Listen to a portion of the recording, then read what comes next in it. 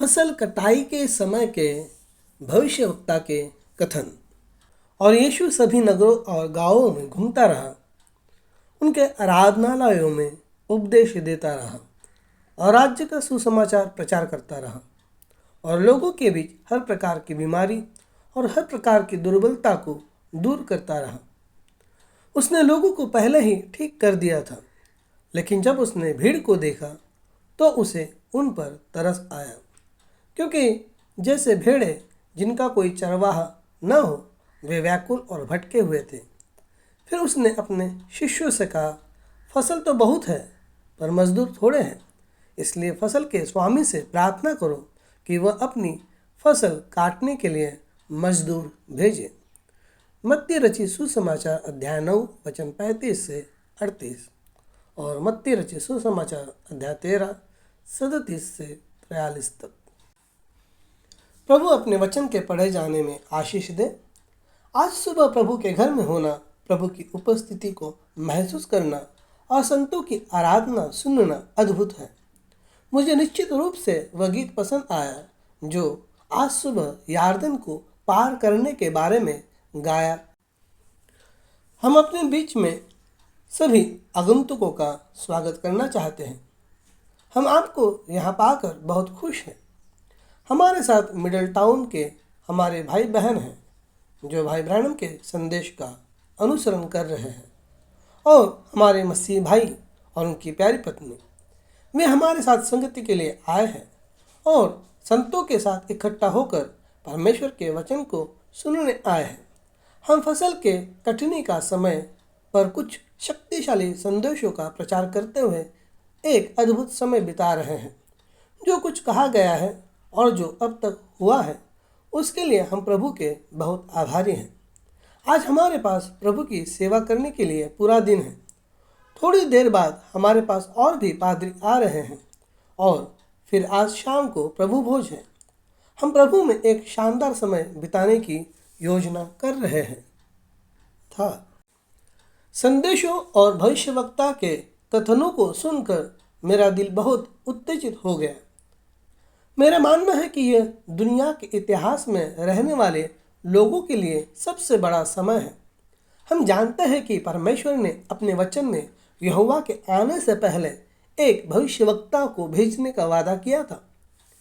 प्रभु का महान और भयानक दिन, यह विश्वासियों के लिए एक महान दिन है जो बचाए गए हैं, लेकिन यह अविश्वासियों के लिए एक भयानक दिन है, इससे पहले कि दुनिया को जला दिया जाए। परमेश्वर को एलिया भविष्यवक्ता को भेजना था और परमेश्वर ने उसे भेजा। हमने उसे किसी और में नहीं बल्कि विलियम मैरियन ब्रैनम में पाया। उसे दुनिया के अंत से पहले आना था। अब जैसा कि मलाकी 4:5 भेजा गया था और मत्ती 13:9 में भी भेजा गया था, जहाँ यीशु फसल के दुनिया के अंत होने की बात करता है। यह भी सच है। हम समय के अंतिम घंटों में जी रहे हैं। हम फसल के समय में जी रहे हैं। हम ऐसे समय में जी रहे हैं। अगर हम कहते हैं कि हम दुनिया के अंत में जी रहे हैं, ठीक है। परमेश्वर ने एक भविष्यवक्ता मलाकी 4:5 भेजा है, तो हम सचमुच कह रहे हैं कि यह शास्त्रों के अनुसार फसल का समय है। लेकिन ध्यान दें कि ब्रदर ब्रैनम के संदेश का अनुसरण करने वाले लोग भाई ब्रैनम के बारे में बात करते हैं, भाई ब्रैनम में विश्वास करते हैं, जैसा कि हम यहाँ करते हैं, और वे उन सभी के बारे में बात करते हैं जो परमेश्वर के महान व्यक्ति ने अपनी सेवकाई में किया था। लेकिन वे इस तथ्य से चूक गए हैं कि फसल का एक बड़ा हिस्सा अभी तक काटा नहीं गया है। शैतान दृश्य पर चला आया है और उसने भाई ब्रैनम के बाद किसी भी चीज़ पर विश्वास करने के लिए संदेश विश्वासियों की अपेक्षा को दूर करने की कोशिश की है। ध्यान दें कि कुछ लोग यह कहते हुए सामने आए हैं, सब खत्म हो गया है, सब भाई ब्रैनम में है। वे कहते हैं कि कोई दुल्हन की सेवकाई नहीं है, लेकिन हम जानते हैं कि यह असत्य है। जब वे कहते हैं कि सब कुछ ब्रदर ब्रैनम में था और इससे अधिक कुछ नहीं होना है। शैतान उस प्रभाव के माध्यम से विलियम मैरियन ब्रैनम के बाद परमेश्वर जो कुछ करना चाहता है उस प्रत्याशा को मारता है, दृष्टिकोण को मारता है और मसीह के लिए जीवित लोगों को मारता है। इसलिए मैं अचूक रूप से यह साबित करने का इरादा रखता हूं कि विलियम मैरियन ब्रैनम के दिनों के बाद और भी बहुत कुछ आना बाकी है। मैं आपके लिए फसल के समय के तथ्य को लाना चाहता हूं। मैं इस छोटे से संदेश को कटाई के समय के संदर्भ का नाम देने जा रहा हूं। परमेश्वर ने इस घड़ी में दुल्हन के लिए जो कुछ भी वादा किया था वही हम चाहते हैं। यह ध्यान दें कि परमेश्वर ने भविष्यवक्ता एलिया को भेजा था। हमने उसे विलियम मैरियम ब्रैनम मलाकी 4:5 में पाया। उन्होंने 3 साल की उम्र में 1965 तक कई दर्शन देखे। तब प्रभु उन्हें घर ले गए। बहुसंख्यक उनके जीवन काल में पूरे हुए, कई पूरे होने की प्रक्रिया में हैं। उन्होंने अमेरिका का विनाश देखा। ऐसा अभी तक नहीं हुआ है क्योंकि हम अभी भी यहाँ रह रहे हैं। दूसरों का पूरा होना अभी बाकी है जो उन्हें व्यक्तिगत रूप से शामिल करते प्रतीत होते हैं। इस वजह से कई लोग पुनरुत्थान सिद्धांत का प्रचार करते हैं। हम भाई ब्रैनम के एक निजी पुनरुत्थान की राह नहीं देख रहे हैं, लेकिन हम भाई ब्रैनम को पुनरुत्थान में देखना है जब बाकी संत पुनरुत्थान में बाहर निकल आते हैं। हम उसके पुनरुत्थान के बाद एक निजी सेवकाई की तलाश नहीं करते हैं, लेकिन हम आगे बढ़ने के लिए दुल्हन की सेवकाई को देख रहे हैं और प्रभु को मरे हुए को कब्र से बुलाने के लिए भाई ब्रैनम के निजी पुनरुत्थान के लिए कोई संदेश या शास्त्र का आधार नहीं है। ऐसा प्रतीत होता है कि निम्नलिखित दृष्टांतों को भुला दिया गया है। यह संदेश विश्वासियों द्वारा और आज के संदेश के आसपास की सेवकाई द्वारा भी समझ से परे गया है। लेकिन भविष्यवक्ता ने जो सभी दर्शन देखे उन्हें पूरा होना होगा। हालांकि दृष्टांत को पूरा होने में विलंब हो रहा है, लेकिन इसे निश्चित रूप से पूरा होना है और यह निम्नलिखित दर्शनों के लिए अच्छा है। परमेश्वर इन पूर्व निर्धारित प्राणों को अफ्रीका और भारत में नाश हो जाने की अनुमति नहीं दे सकता है। इसलिए हम दृढ़ता से विश्वास करते हैं कि परमेश्वर द्वारा भाई ब्रैनम से की गई प्रतिज्ञा जो उसके समय में पूरी नहीं हुई थी, उसकी सेवकाई से पूरी होनी चाहिए। वह मनुष्य प्रभु के पास चला गया है, लेकिन उसकी सेवकाई अभी भी मौजूद है और बिना किसी असफलता के जो परमेश्वर ने वादा किया था उसे पूरा करेगा। यह और उसके माध्यम से यीशु की दुल्हन में चोटी के पत्थर के आने से, पवित्र आत्मा के उंडेले जाने से जो पेंतुकुस के दिन से अधिक होगा। सच्ची दुल्हन चोटी के पत्थर पर आएगी और सुपर चर्च होगी। इन आखिरी दिनों में सच्ची दुल्हन कलीसिया मसीह का बीज चोटी के पत्थर पर आएगा और वह सुपर चर्च होगी, एक सुपर रेस जैसे कि वह उसके पास आएगी। जो वे दुल्हन में होंगे वे भी उसकी प्रतिमा में होंगे। यह उसके साथ एकजुट होने के लिए है। वे एक होंगे। वे जीवित परमेश्वर के वचन का प्रकटीकरण होंगे। परगमुस कलीसिया काल पुस्तक पेज 171। ये भविष्यवक्ता का कथन है। वह उसे दुल्हन के माध्यम से पूरा करेगा जो उसने इस समय के लिए छोड़ा था। भविष्यवक्ता का कथन मैं पढ़ रहा हूँ। परगमुस कलीसिया काल पुस्तक पेज 172। दुल्हन में जो लोग हैं वे केवल उसकी इच्छा अनुसार करते हैं। कोई उनसे अन्य बात नहीं करवा सकता। उनके पास इस प्रकार प्रभु कहता है, या वे शांत रहते हैं। वे जानते हैं कि उनमें परमेश्वर होना चाहिए, जो अपने स्वयं के वचन को पूरा करता है। उसने अपनी सांसारिक सेवकाई में रहते हुए अपना सारा काम पूरा नहीं किया, इसलिए अब वह दुल्हन में और उसके माध्यम से काम करता है। वह जानती है कि क्योंकि उसके लिए अभी कुछ ऐसे काम करने का समय नहीं था जो उसे अब करना चाहिए, लेकिन अब उस काम को पूरा करेगा जो उसने इस विशिष्ट समय के लिए छोड़ दिया है। ओ, मेरे पास कुछ अच्छे भविष्यवक्ता के कथन हैं। मेरे पास डरबन मीटिंग और फसल के फल है। मैं चाहता हूं कि आप समझे कि भाई ब्रैनम ने बहुत से प्राणों को परमेश्वर के राज्य में पहुंचाया। वह उस फसल का हिस्सा था जिसके बारे में परमेश्वर ने अंत समय में यह बात की थी। भाई ब्रैनम की सेवकाई के जरिए बहुत से प्राण प्रभु के पास पहुंचे, 2.5 से 3 लाख से ज़्यादा लोग। भाई ब्रैनम ने कहा कि वह एक संजीवनवादी थे और मैं इस पर विश्वास करता हूँ। भाई ब्रैनम कभी भी एक ट्रैक्ट लेकर नहीं आए। भाई ब्रैनम कभी भी सिर्फ एक टेप रिकॉर्ड लेकर नहीं आए।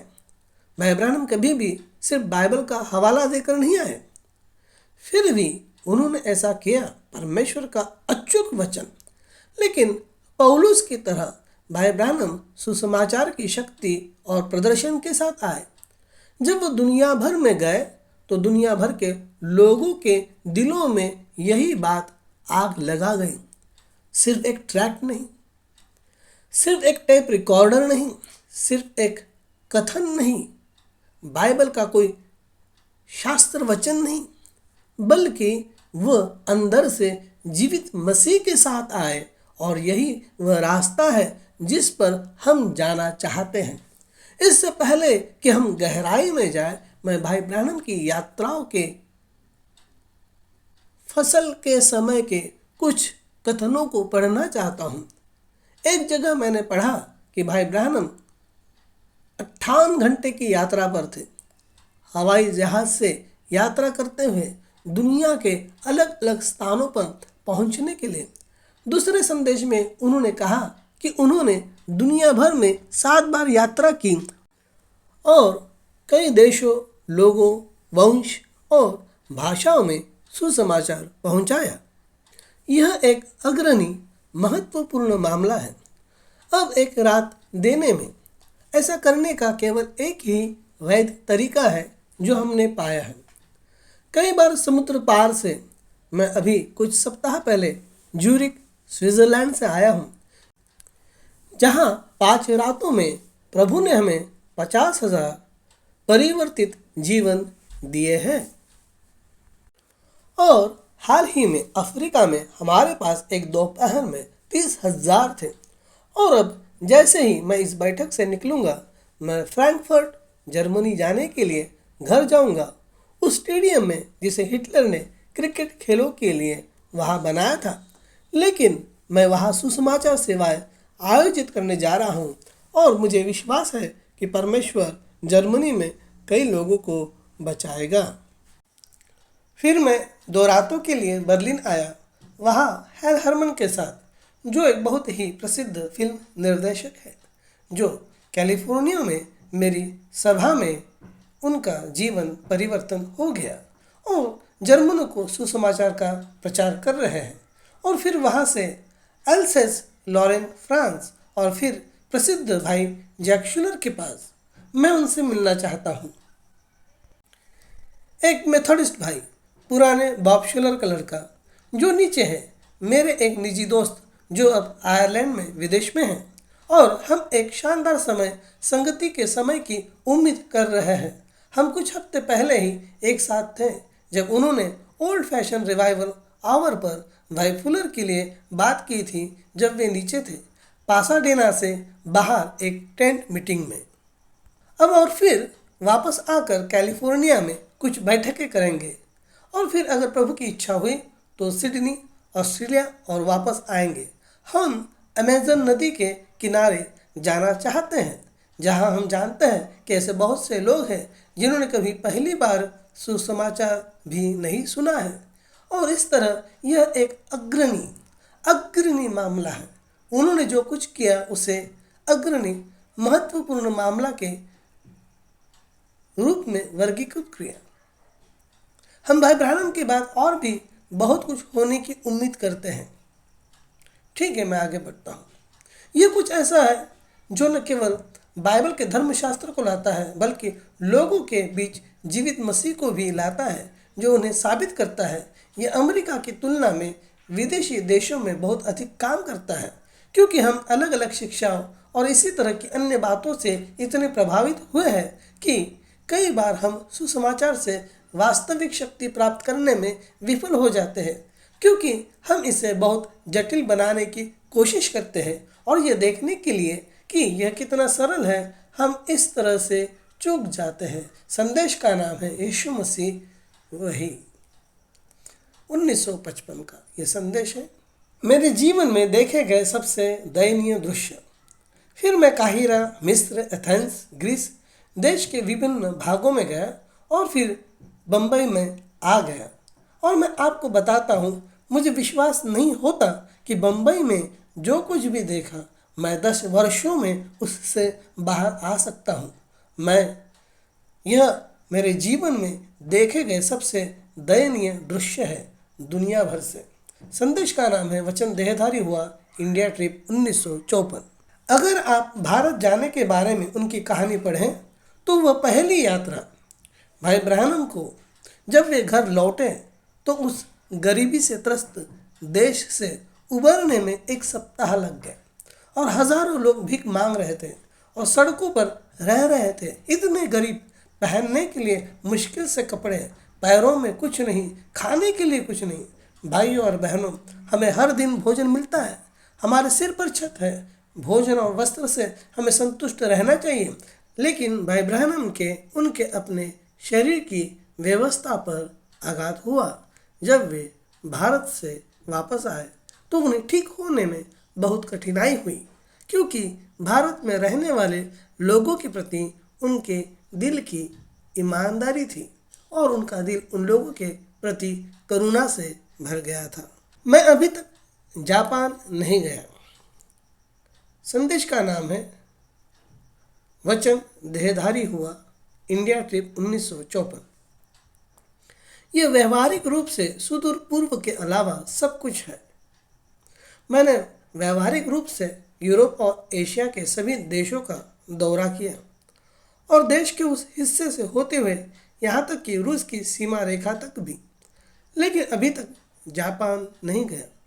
और यह कार्यक्रम में अगला स्थान है। यह ऑस्ट्रेलिया और न्यूजीलैंड और जापान। मेरा अगला पड़ाव जहाँ मैं था हांगकांग, चीन था। हम दूसरी तरफ थे, संयुक्त राज्य अमेरिका आने के बहुत करीब यहाँ से आ रहे थे। हमें बस हांगकांग, टोक्यो, फार्मोसा और गुआम, वेक, फिलीपींस और फिर यहाँ रुकना था। इसके बजाय हम वापस इस दूसरे रास्ते से आते हैं, फिर से आते हैं। भाई ब्रैनम प्रभु यीशु मसीह के लिए लोगों को आकर्षित करने के लिए दुनिया भर में घूम रहे थे और उन्होंने उन्हें जीत लिया। मेरे पास इसके लिए समय नहीं है, लेकिन आपको याद होगा कि जब उन्होंने समय के पर्दे से परे देखा तो वे लाखों की संख्या में आए थे। अब मेरे पास जापान के बारे में एक बड़ी जानकारी है और आपने भाई को अपने संदेश में इसे उद्धृत करते हुए सुना होगा। अब तक की सबसे बड़ी धार्मिक सभा। मैं यीशु को जापान ले जाना चाहता हूँ। भविष्यवक्ता के संदेश का नाम है अंधा बार्तिमेउस, 1957। मुझे उम्मीद है कि किसी शानदार दिन पर हमें एक दूसरे से मिलने के लिए इस तरह की यात्रा नहीं करनी पड़ेगी, लेकिन मैं आप में से प्रत्येक के साथ एक अपॉइंटमेंट लेना चाहता हूँ कि जब यह सब खत्म हो जाए तो मैं आज रात आप में से प्रत्येक के साथ घर जाना चाहूँगा। पूरी रात आपके साथ रहूँगा।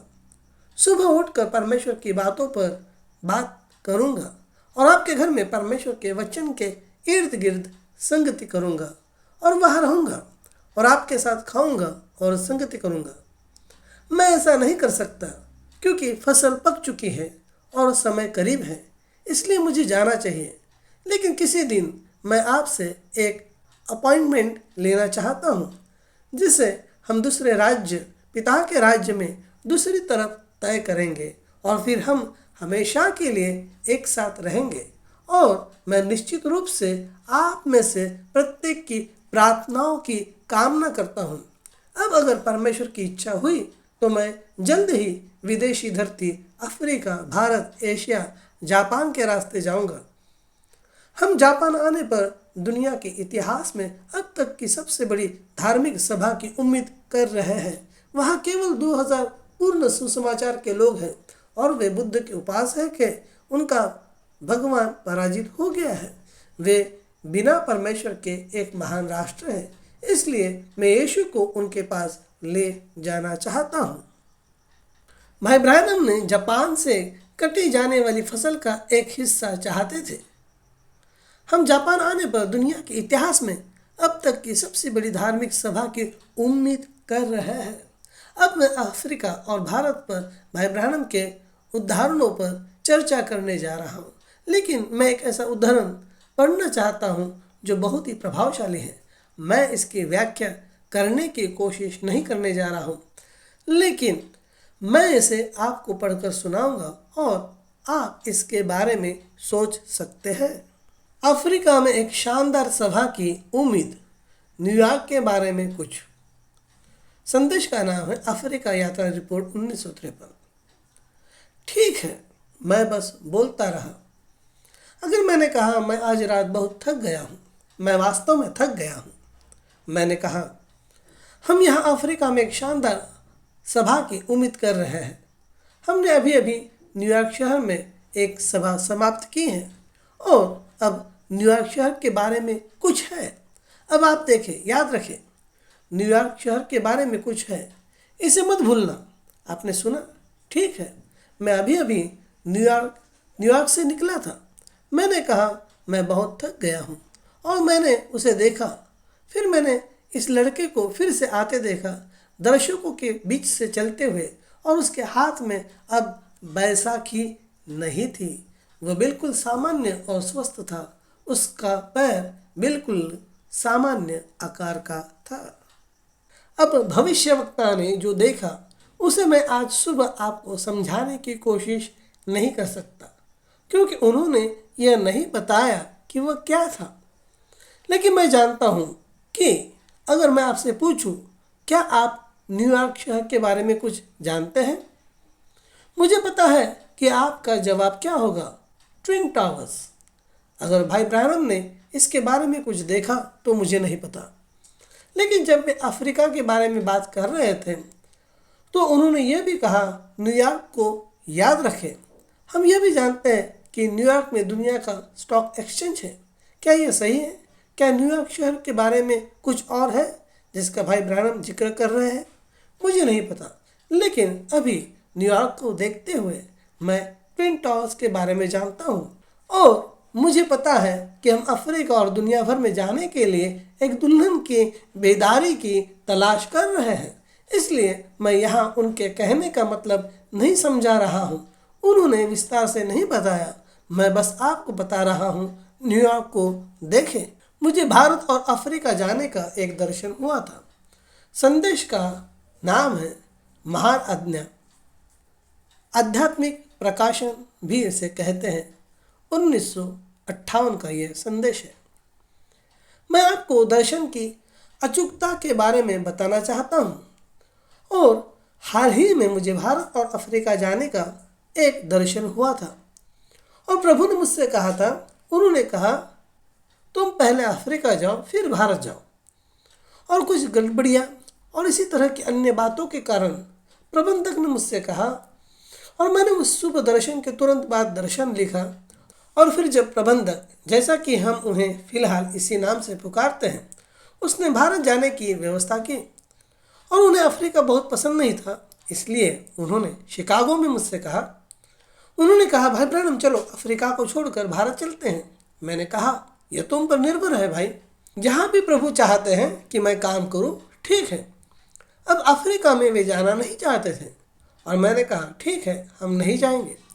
फिर वापस सड़क पर मैं अपने कमरे में गया और जब मैं गया तो वहाँ दरवाजे पर एक रोशनी लटकी हुई थी।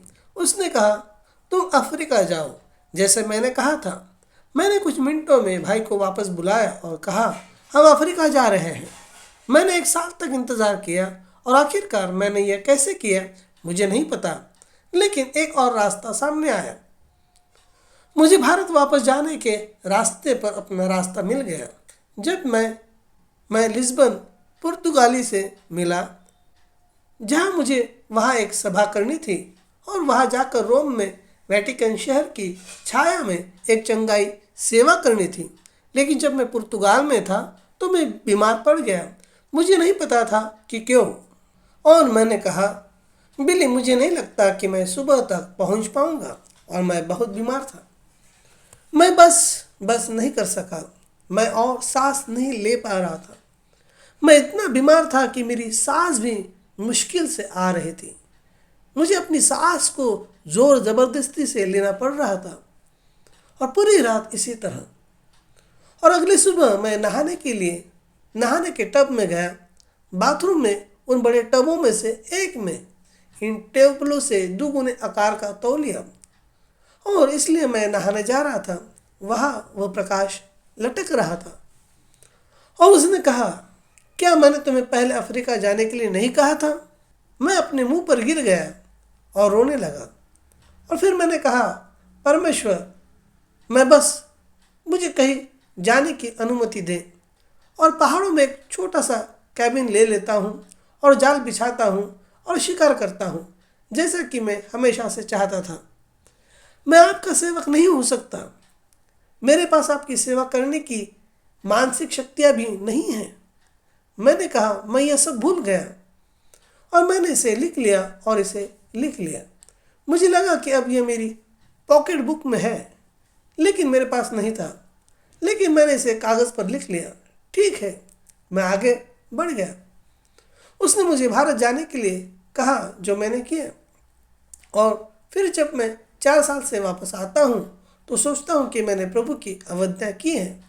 और जब मैंने उस दर्शन को देखा जो मैंने लिखा था, जिसे मैंने सैकड़ों बार पढ़ा है, दर्शन में कहा गया था कि मैं पहले भारत जाऊंगा और फिर अफ्रीका वापस जाऊंगा, लेकिन उसने मुझे पहले अफ्रीका जाने और फिर भारत जाने के लिए कहा।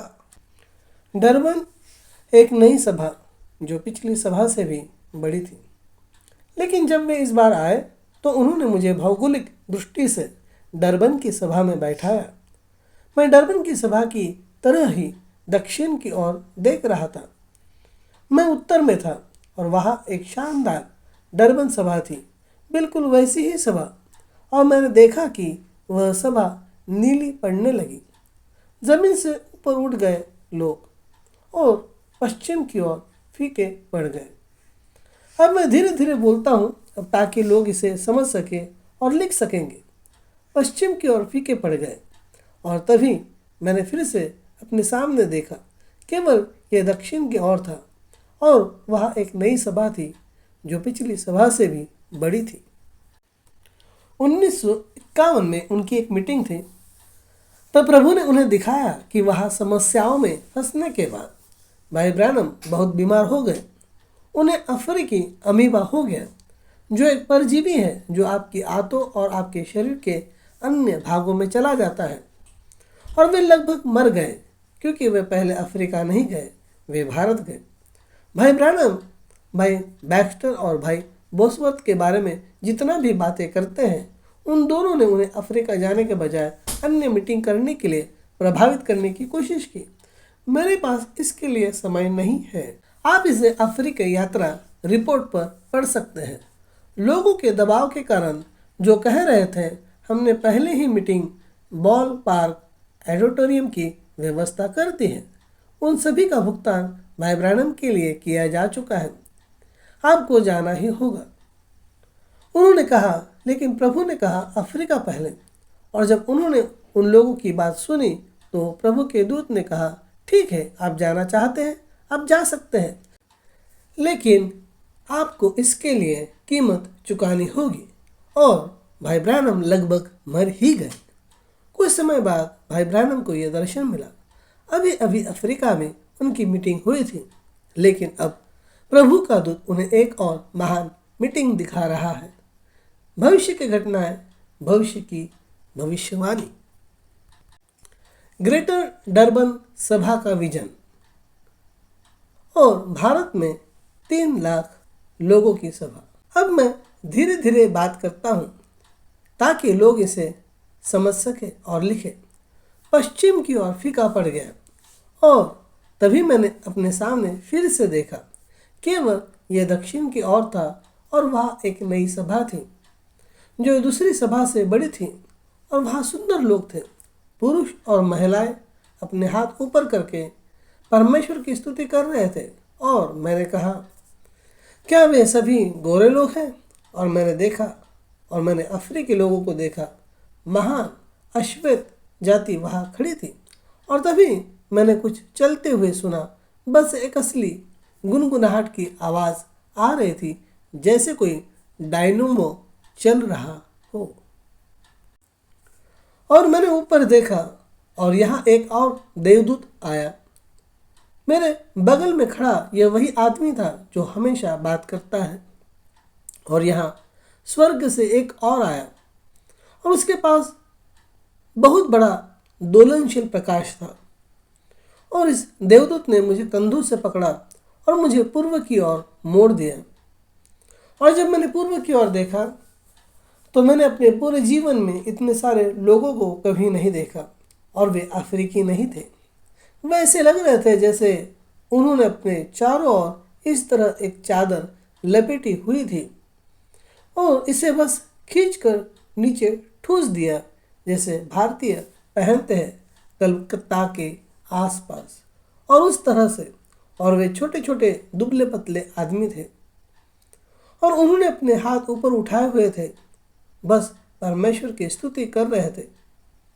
और उस तरफ आने के लिए जितनी जोर से हो सके मेरा नाम चिल्ला रहे थे। और मैंने देखा, और वह देवदूत जो उस समय मेरे ठीक ऊपर खड़ा था, वह भी एक महान शक्तिशाली दिखने वाला साथी था। और जहाँ तक मैं देख सकता था वहाँ लोगों का एक ठोस समूह के अलावा कुछ नहीं था। और फिर देवदूत जो मेरे पास खड़ा था, जब मैंने ये सब उस तरफ मुड़ते देखा तो उसने कहा, मैंने संख्या उतनी ही साफ सुनी जितनी आप मुझे सुन रहे हैं। उसने कहा, ब्रैनम की सभा में उनमें से 3 लाख है। और मैं फर्श पर आगे की ओर गिर पड़ा। मेरी ताकत खत्म हो गई थी। मैं उठा, चारों ओर देखा और मैंने कुछ चलते हुए सुना। पत्ते मुड़ रहे थे और मैंने देखा, और यहाँ मेरी बाइबल नीचे आ गई और यह उसी शास्त्र पर मुड़ी हुई थी जहाँ मैंने आज रात पढ़ा था। और फिर यह बाइबल के सामने की ओर मुड़ रही थी, और जैसे ही यह सामने के हिस्से की ओर मुड़ी, यह यहोशुआ पहले अध्याय पर रुकी और एक उंगली नीचे की ओर पढ़ने लगी।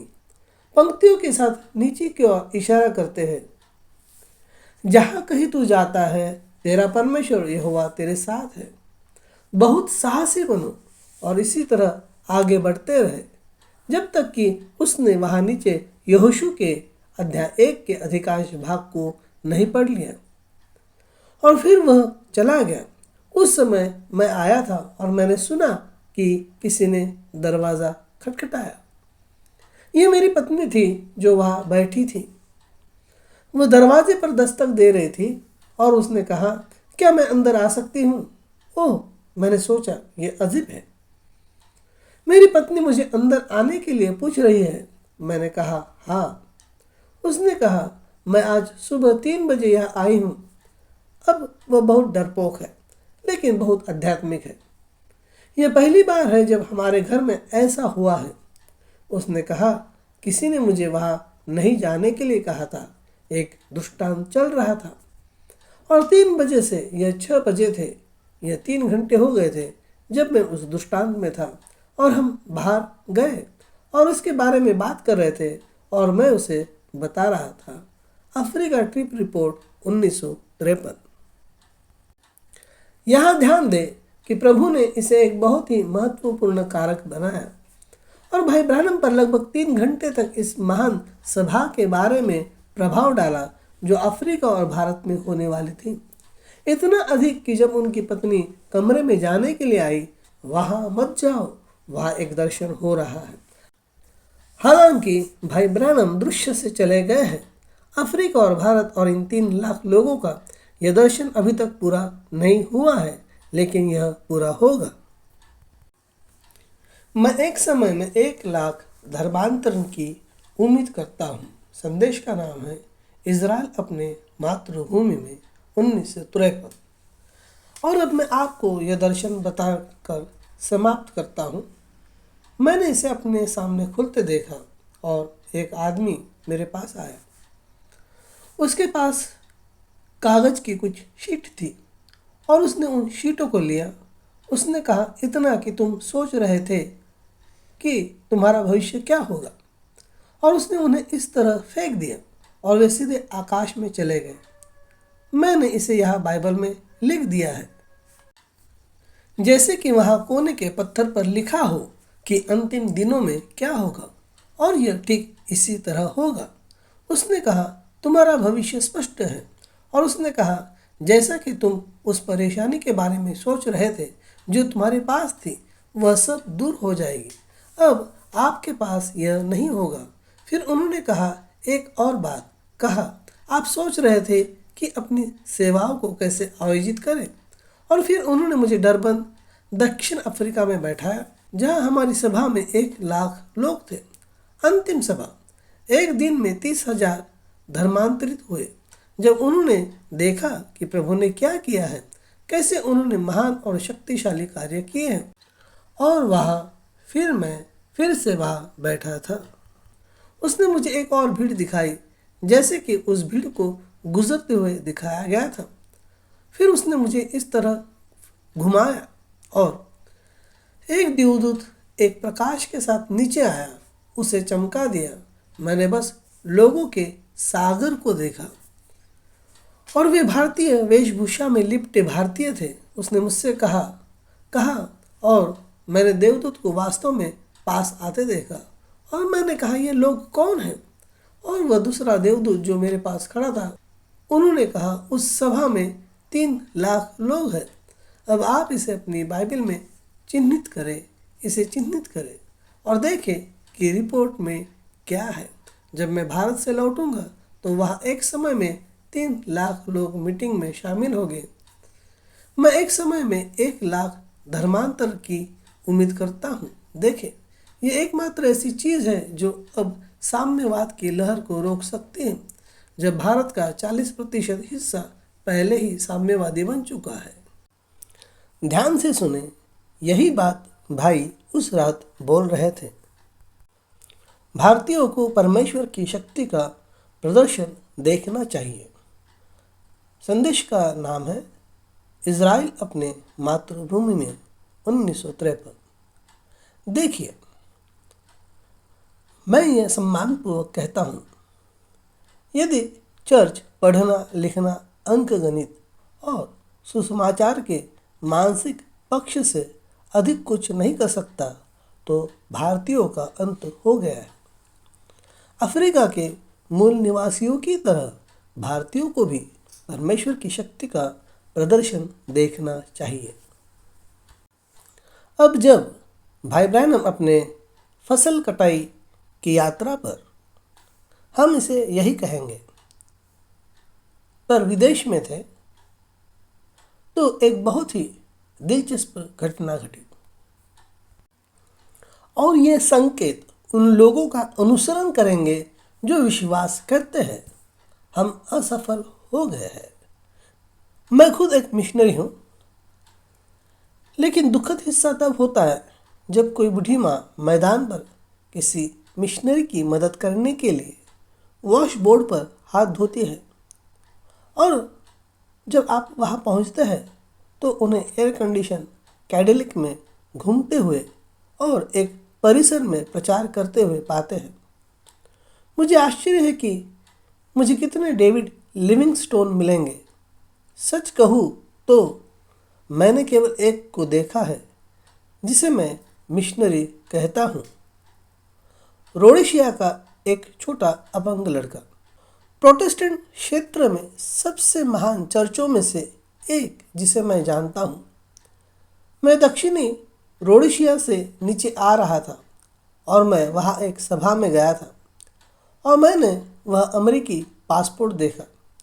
वहाँ 3 छोटी लड़कियाँ और एक लड़का था और मैंने देखा कि आपके पास अमेरिकी पासपोर्ट है। वह मुड़ा और बोला, ओह, आप अंग्रेज़ी बोलते हैं? मैंने कहा, मैं एक अमेरिकी हूँ। मैंने कहा, आप क्या हैं? उसने कहा, ओह, हम मिशनरी हैं। मैंने कहा, यह ठीक है। और मैंने पूछा, आप कहाँ से हैं? और वे लगभग मेरे घर के पिछवाड़े से थे जहाँ बड़ी सेमिनरी है। और मैंने कहा, यह अच्छी बात है।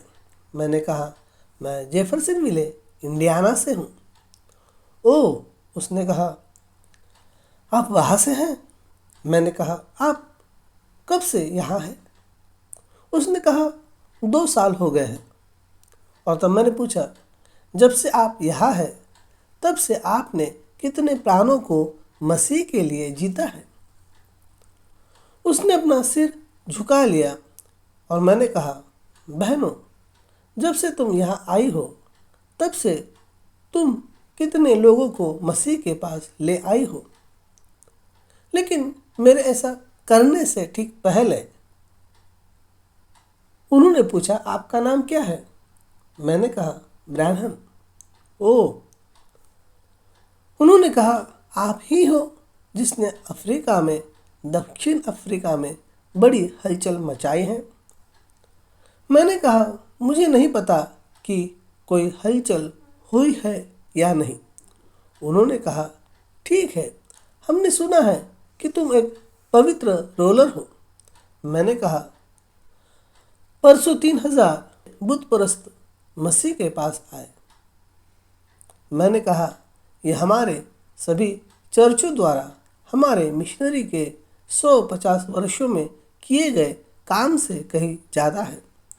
और मैंने पाया कि मिशनरी या मूल निवासी अपने गले में एक टैग के साथ आ रहे हैं, ईसाई के रूप में, अपने हाथ में एक मूर्ति लेकर। मैंने उस छोटे लड़के और लड़की से कहा, मैंने कहा, तुम्हें घर वापस आकर अपनी माँ के बर्तन धोने चाहिए, बच्चों की देखभाल करनी चाहिए। यह बिल्कुल सही है। वहाँ नीचे जाओ और परिसर में जाओ और उन मूल निवासियों से कुछ शब्द कहो जब वे नृत्य कर रहे हो और कुछ ट्रैक्ट बांटते। एक गरीब अज्ञानी मूल निवासी ट्रैक्ट के बारे में क्या जानता है जब वह यह भी नहीं जानता कि कौन सा दाया हाथ है और कौन सा बाया। हमने परमेश्वर को बुरी तरह से निराश किया है। क्यों? क्योंकि यीशु ने कहा, सारी दुनिया में जाओ और सुसमाचार का प्रचार करो। उन्होंने कभी नहीं कहा, सारी दुनिया में जाओ और चर्च बनाओ। उन्होंने कभी नहीं कहा, जाओ स्कूल बनाओ। उन्होंने कभी नहीं कहा, जाओ सेमिनरी बनाओ।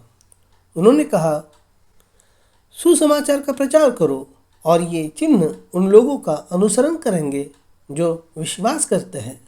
हम असफल हो गए हैं। हृदय का द्वार, 1958। उनका अंतिम आदेश, सारी दुनिया, यह अभी तक कभी नहीं पहुंचा। भविष्यवक्ता के संदेश का नाम है वह मनुष्य जो प्रकाश को चालू करता है, 1963। और जीवन के वचन को सत्य सिद्ध करने के लिए मसीह के अनंत जीवन की आवश्यकता है जो देहधारी हुआ। ओह, क्या ही भलाई है। परमेश्वर के वचन को संचालित करने के लिए पवित्र आत्मा की आवश्यकता है। जब यीशु ने कहा, सारी दुनिया में जाओ और हर प्राणी को सुसमाचार का प्रचार करो। अब देखो मरकुस 16 उनका अंतिम आदेश सारी दुनिया। यह अभी तक कभी नहीं पहुंचा। देखा, सारी दुनिया और हर प्राणी को सुसमाचार का प्रचार करो। जो विश्वास करेगा सारी दुनिया में और बपतिस्मा लेगा वह बच जाएगा। जो विश्वास नहीं करेगा वह दंडित किया जाएगा। और ये चिन्ह उन लोगों का अनुसरण करेंगे जो विश्वास करते हैं। वे हाथ मिलाएंगे नहीं। वे अच्छे चर्च के सदस्य हो गए नहीं। मेरे नाम पर वे शैतानों को निकाल देंगे। वे नई भाषाओं में बोलेंगे। वे सांपों को उठाएंगे या घातक चीजें पिएंगे। इससे उन्हें कोई नुकसान नहीं होगा। यदि वे बीमारों पर हाथ रखेंगे तो वे चंगे हो जाएंगे। ओ मेरे प्रभु, कितनी दूर हर प्राणी, कितना पूरी दुनिया, जब तक वह दोबारा न आए ये चिन्ह होंगे। जो मुझ पर विश्वास करता है, जो काम मैं करता हूँ वह भी वही करेगा। इससे भी बड़े काम वह करेगा, क्योंकि मैं अपने पिता के पास जाता हूँ। ओह, हम इससे कैसे दूर जा सकते हैं, इससे अधिक मैं नहीं बता सकता। भारत में एक सभा होगी, संभवतः 1.5 लाख लोगों का धर्मांतरण होगा। संदेश का नाम है परमेश्वर अपने उपहारों की गवाही देता है, 1952। अब और मैं आपकी भेंट के लिए अपने प्राण की गहराई से आपको धन्यवाद देता हूँ। मैं परमेश्वर की महिमा करने के लिए वह सब कुछ करूँगा जो मैं कर सकता हूँ। मैं अब वापस लौटने की पूरी कोशिश कर रहा हूँ। मुझे यकीन है मैंने आपको आज दोपहर को दर्शन बताया था, और एक बैठक होगी जो मैं कहीं आयोजित करूँगा। और मेरा मानना है कि ये भारत में बॉम्बे के पास होगी, जहाँ 3 लाख लोग होंगे। और मुझे नहीं पता कि उस बैठक में कितने धर्मांतरित होंगे। संभवतः 150-2 लाख लोग धर्मांतरित होंगे।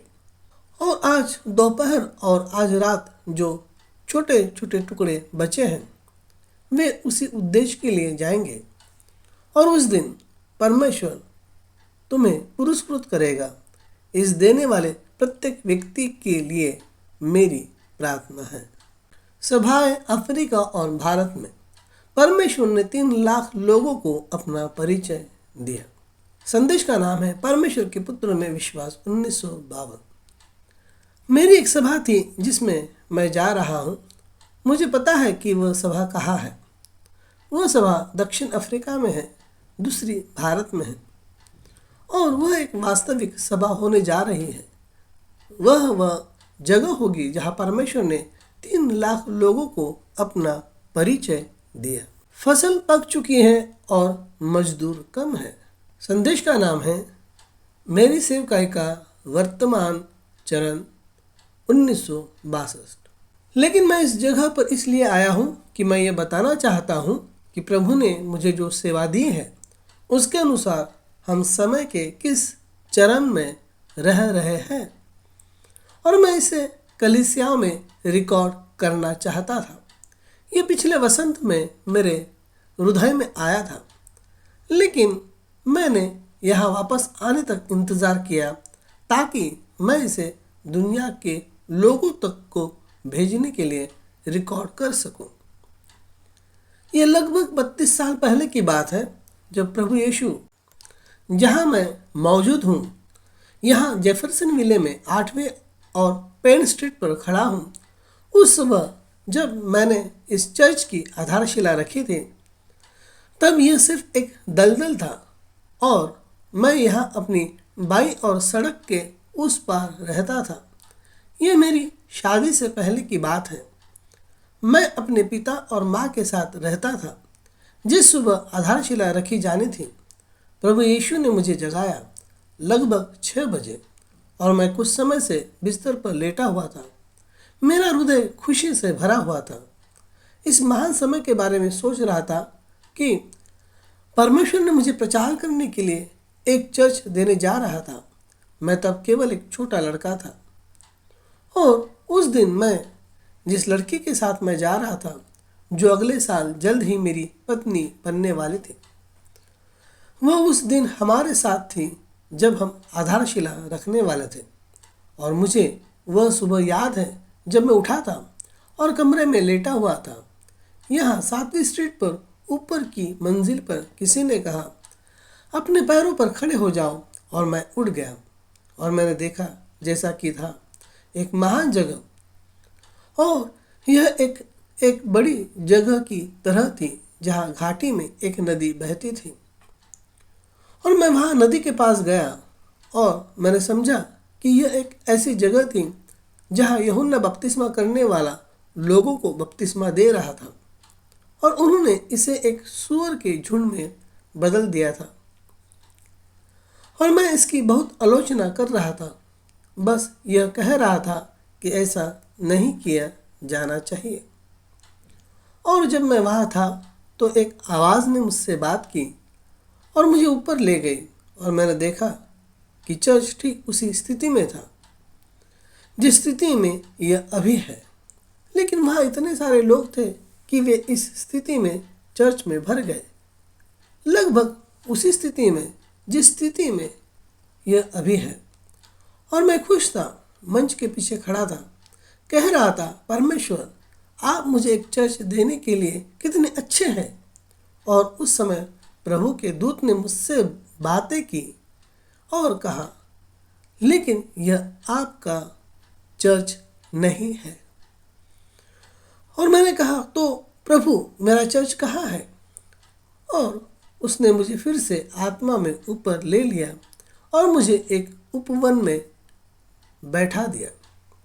और उपवन के नीचे पेड़ों की कतारें थीं जो लगभग 20 या 30 फीट ऊंची थी।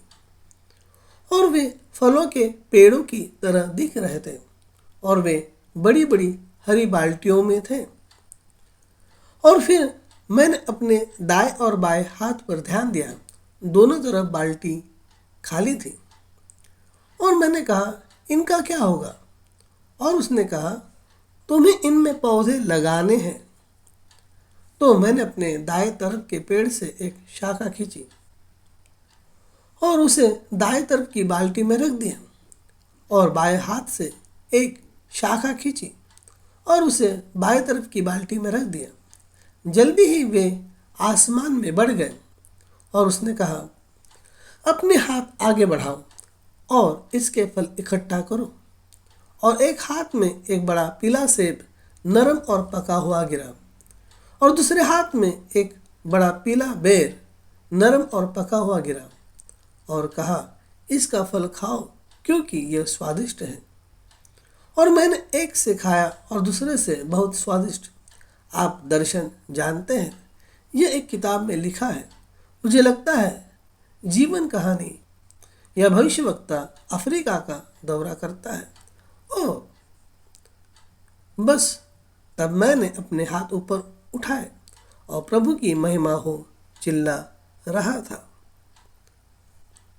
और अचानक वह आग का खंभा उन पेड़ों के ऊपर से नीचे आया और गर्जना और बिजली चमकने लगी और हवाएं बहुत तेज चलने लगी और पेड़ों से पत्तियां उड़ने लगी।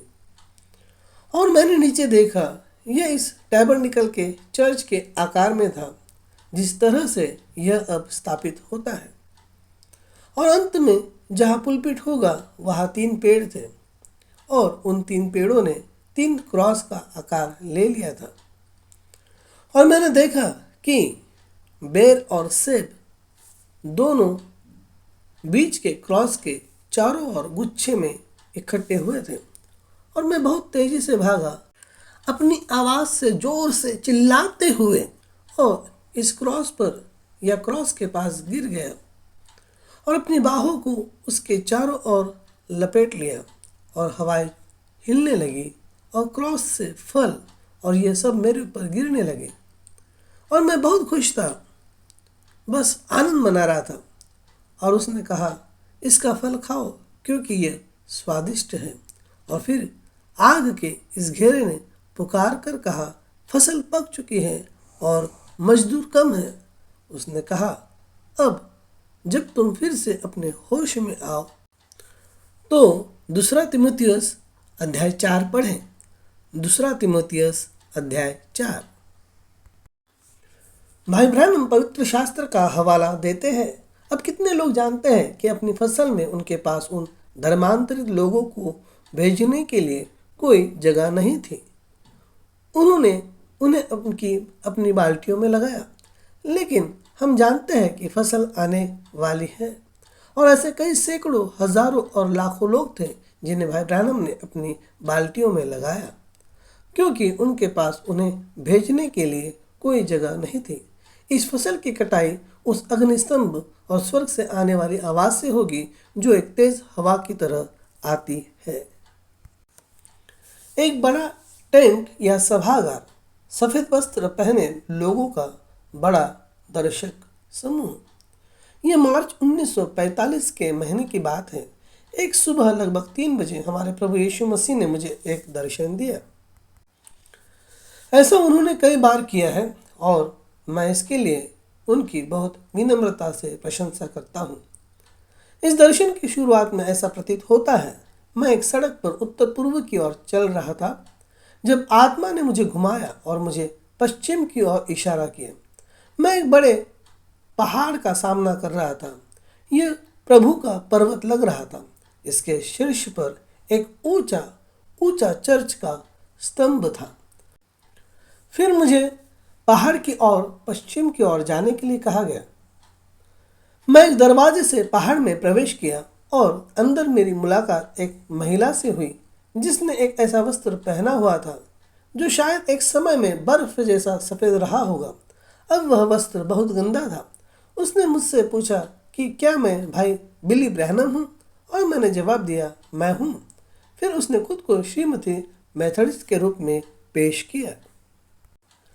मैंने उससे पूछा कि उस सुंदर सफ़ेद वस्त्र पर धब्बे क्यों हैं। उसने उत्तर दिया, मैं बहुत व्यस्त थी। फिर मैंने उससे कहा, यह सही है, तुम मेथोडिस्टों के चर्च में इतने सारे संगठन और समाज हैं, तुम्हारे पास प्रभु के लिए ज़्यादा समय नहीं है।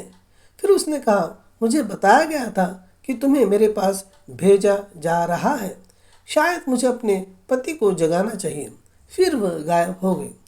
अपनी बाईं ओर देखने पर मैंने चिकनी पकी हुई रोटी का एक छोटा सा ढेर देखा। उसके पास सफ़ेद पक्षी खड़े थे, लेकिन वे उसे ज़्यादा नहीं खाते थे। फिर प्रभु ने मुझसे कहा, क्या तुम उन्हें जानते हो? मैंने कहा, नहीं। फिर उसने कहा, वो तुम्हारा चर्च है और वे अब जीवन की रोटी नहीं खाएंगे। मैं तुम्हें इस ओर भेज रहा हूँ। फिर मैं पश्चिम की ओर यात्रा करता रहा।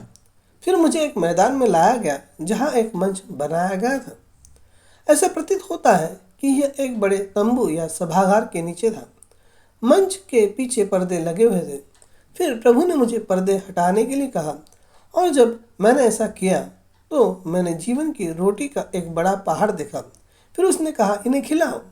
और मैंने मुड़कर देखा कि हर जगह से सफ़ेद वस्त्र पहने लोग आ रहे थे जो एक बड़ी भीड़ बना रहे थे।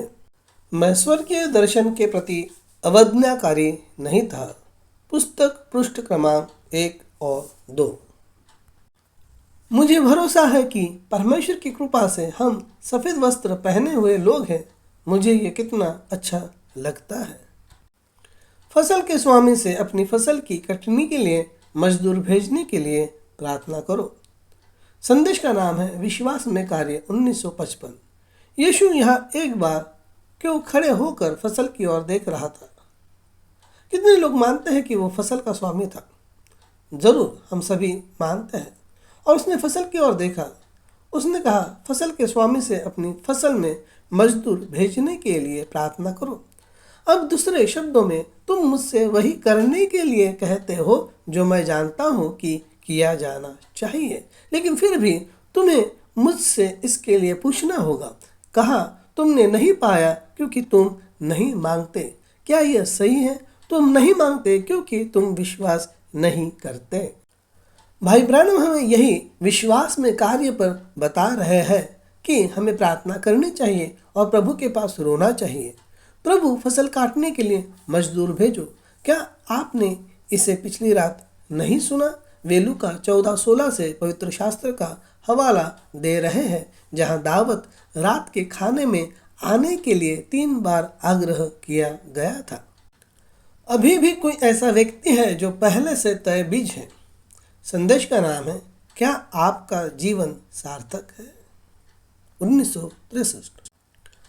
उसने 3 बार आदेश दिया, 3 बार उसने भेजा और उन्होंने दावत नहीं सुनी। फिर उसने फिर से भेजा और उसने कहा, जाओ और उन लोगों को आने के लिए मजबूर करो। मेज को तैयार करना होगा। मेज तैयार है, अभी भी जगह है और मेरा मानना है कि शायद अगले कुछ महीनों या कुछ और या साल या जो भी हो, उसके भीतर परमेश्वर पूरे देश में एक और झटका भेजने जा रहा है, क्योंकि अभी भी कहीं ना कहीं कोई ऐसा व्यक्ति है जो पहले से तय बीज है, जिस पर कहीं न कहीं दुनिया में कहीं न कहीं प्रकाश गिरना है। राष्ट्र ही खत्म हो गया है। परमेश्वर की शक्ति परमेश्वर की कलीसिया के साथ मिलकर दुनिया को हिला देगी। संदेश का नाम है, इस पहाड़ से बात कर। 1959। मुझे विश्वास है कि जीवित परमेश्वर की कलीसिया अब एक ऐसे आयाम में आगे बढ़ रही है जो पूरी दुनिया को हिला देंगी। ओह, यह बहुत जल्द होने वाला है। मैं इस सभा में ऐसा होने की उम्मीद कर रहा हूँ। मैं चाहता हूँ कि यह अभी हो, कि वह अभिषेक जीवित परमेश्वर की पूरी कलीसिया पर प्रहार करे और वह एक शक्तिशाली सेना की तरह अपने पैरों पर खड़ी हो जाए। बीमार एक शब्द से ठीक हो जाएंगे, अंधे देखेंगे, बहरे सुनेंगे, मरे हुए जी उठेंगे और परमेश्वर की शक्ति जीवित परमेश्वर की कलीसिया के साथ मिलकर दुनिया को हिला देंगी।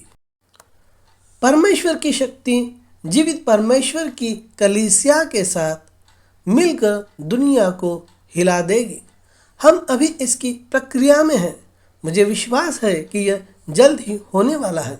और बस याद रखें, जैसा कि मैंने आपको बताया था, समझ से लेकर हाथ पकड़ने से लेकर दिल के रहस्यों तक कैसे हर बार ये बातें पूरी होती हैं। इसलिए यह बिल्कुल वैसा ही हुआ है जैसे कहा गया था और यह बिल्कुल शास्त्र वचन के अनुसार है। अब मैंने जो कुछ पढ़ा उसके अनुसार यह एक ट्रैक्ट से भी बड़ा है, यह स्पोकन वर्ड बुक से भी बड़ा है, यह टेप रिकॉर्डर से भी बड़ा है। यह जीवित परमेश्वर का चर्च है जिसके अंदर एक बार फिर दुनिया को हिला देने की शक्ति है। आने वाला समय एक महान फसल का होगा। पवित्र आत्मा का एक और प्रवाह होगा, एक और बेदारी होगी।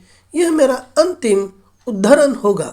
भाई ब्रानम ने अफ्रीका की अपनी पहली यात्रा के बारे में बात की, जहां 30,000 लोग प्रभु के पास आए।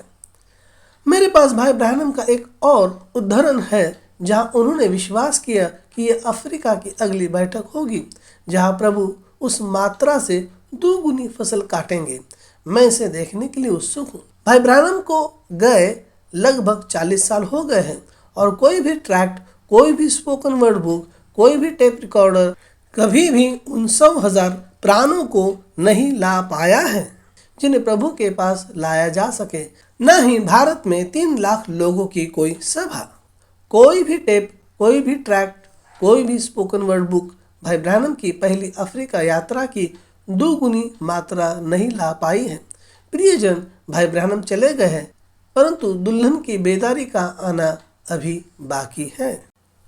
वह चर्च में वो सारी शक्तियाँ डालेगा जो मसीह के पास थी। संदेश का नाम है, उसका तुम सुनो। 1960। जब वह अपनी स्कूली शिक्षा प्रशिक्षण प्राप्त कर रहा होगा, फिर भी वह सभी अधिकार का प्रयोग करने में सक्षम नहीं हो सकता है। उसे अभी तक यह नहीं मिला है। वह अभी भी एक पुत्र है, लेकिन उसे यह नहीं दिया गया है।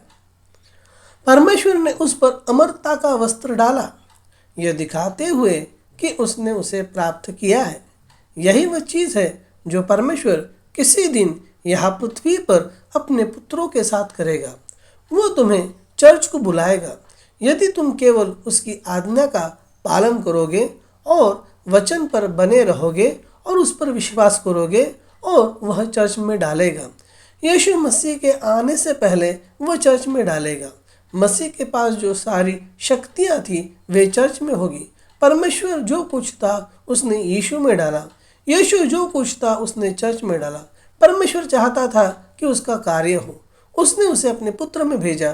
पुत्र चाहता था कि कार्य हो, उसने उसे चर्च में भेजा। उस दिन तुम जानोगे कि मैं पिता में हूँ, पिता मुझ में है और मैं तुम में हूँ और तुम मुझ में हो। उस दिन, क्योंकि परमेश्वर की वही शक्ति जो यहोवा परमेश्वर में थी यीशु मसीह में विश्राम करती थी, वही शक्ति जो यीशु मसीह में विश्राम करती थी मसीह के शरीर में रखे गए पुत्रों में विश्राम करती है। एक पुत्र को रखना उसे एक निश्चित स्थान पर ले आए, स्वर्गदूतों के सामने एक समारोह करे और उसे मसीह के शरीर में वह स्थान दे जो वह है। तब उस व्यक्ति के पास अधिकार होता है। अगर तुम मुझे आज रात से कट्टरपंथी मानते हो तो मैं ये कहना चाहता हूँ, वह बात जो मैं कह रहा हूँ वही होगी। चर्च में एक शक्ति डाली जाएगी और अब आ रही है। कितने लोग कहते हैं कि उनके पास शक्ति थी, इतनी शक्ति कि वह एक ही बैठक में अफ्रीका में 30,000 लोगों को प्रभु की ओर वे आकर्षित कर सकें।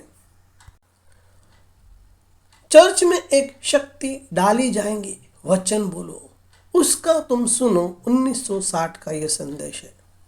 भविष्यवक्ता कहते हैं चर्च में एक शक्ति डाली जाएंगी और अब आ रही है कि पवित्र आत्मा लोगों को अभिषेक करेगा जब तक कि वे वचन नहीं बोलेंगे और यह खुद को वही बना लेगा।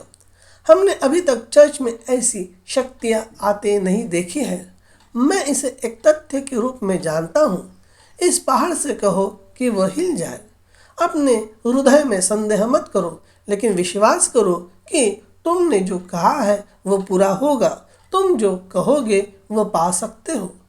चर्च को उस स्थिति में रखना जहाँ पवित्र आत्मा की शक्ति की पूर्णता चर्च में आती है, फिर आलोचकों के मुंह बंद हो जाएंगे। यह थोड़े समय के लिए होगा। यीशु पहाड़ से सीधे उतरकर कलवरी चले गए। ध्यान दें, यह लंबे समय तक नहीं रहेगा, लेकिन यह यहाँ होगा।